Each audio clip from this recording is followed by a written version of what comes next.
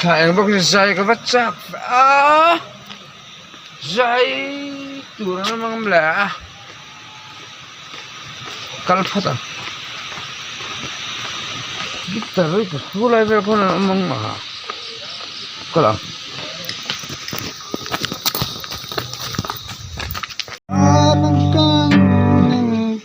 lai luang sing kuala di mampu eng vang ye ni len lai wol va sing kuala leng o yan lo duan se ke walu so kom sel va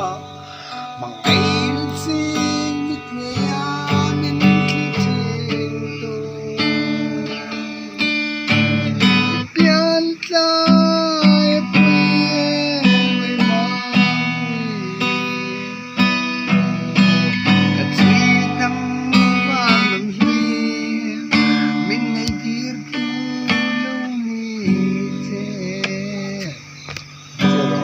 lâu dài cần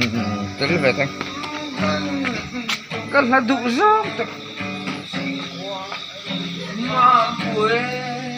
ê nó cần để đó lo ai nó chút rồi cái trai em nè bật trẻ buổi mà buổi xung quanh nó lên buổi gian nó đoàn thế kỳ hoa lưu sâu kalau itu tuh mau mengalir sing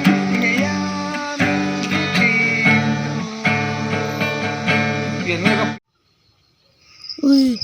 con saka bisa waran sai le ta muta fan har le to kan tak tapi sau thấy đó bui si